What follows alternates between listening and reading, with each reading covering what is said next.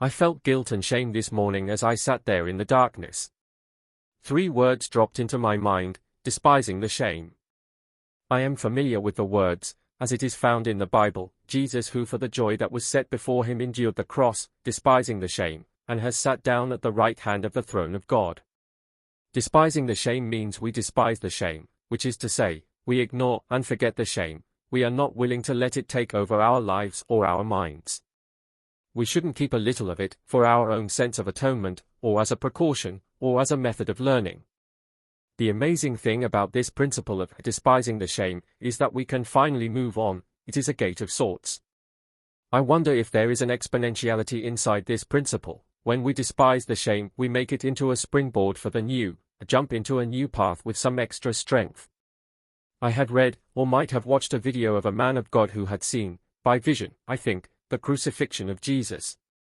Of note, the beating by the Roman scourge, or flagellum, caused much ripping of flesh and blood, including the ripping off of his genitals.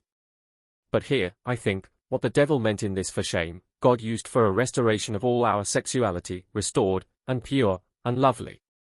And for what it is worth, I will say I am not ignorant of the sexuality of humans, having walked the highest white towers of academia in this area with my head, and the low dark caverns in the same area with my feet.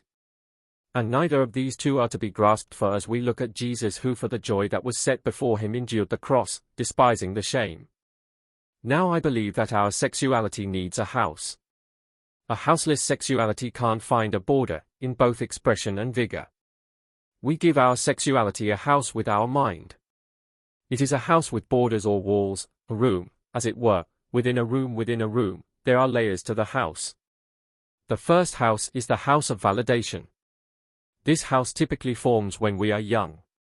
The house of validation is the house of affirmation, which is to say, our sexuality bursts out in jubilant and confident growth when we believe, or perceive however true, that those around us affirm our sexuality and gender when they affirm us.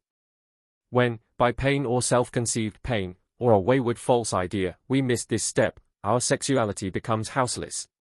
We become houseless because there is a thought in our deep mind that lives and stirs there, that says, you are not permitted to have your sexuality because we see you as less. This is the first house. The second house, or room, is called the attunement to familiarity. The feelings of sexuality get attuned to our gender, which is a little house of its own. Both the feelings of sexuality and our concept of our genitals attune to familiarity, which is to say, an acceptance to the feeling of naturalness. This is a unique and necessary step. Deep in our minds, our own sexuality and its organs have a normalness, a naturalness, a default position, which is to say, it does not feel foreign. Now if our sexuality or its organs are foreign, the mind may still rejoice in it, but the fabricated house now is made up of pure energy. And we know that the law of sexual attraction is that it is not enticed or better attracted to the familiar, but by the foreign or otherness. A third house is the house of purity and beauty, a lesser house perhaps, but useful notwithstanding. We actively place our sexuality in this house by conceiving it so, in purity and beauty, by practice.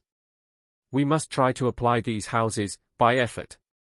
And nearby, another idea which we can equally express in our metaphor of houses. We can call it the house of flying templates. I simply mean that in our deep mind are many thoughts, flying around as it were, and sexuality and our sense of self are always contained in the freedom or the prison of a picture template. By template here, I mean a sort of image concept, and focused idea of something. Our mind generally stops at the first template of our sexuality, it just stays there. But I have come to believe that God drops down into our minds these little templates, picture concepts of ourself, our sexuality. When we find one, keep it, express it. They drop down from the sky, fleeting, like a whisper, in dreams or meditations. Keep your eyes out for them and try to catch one. If you honor the flying templates, more will come.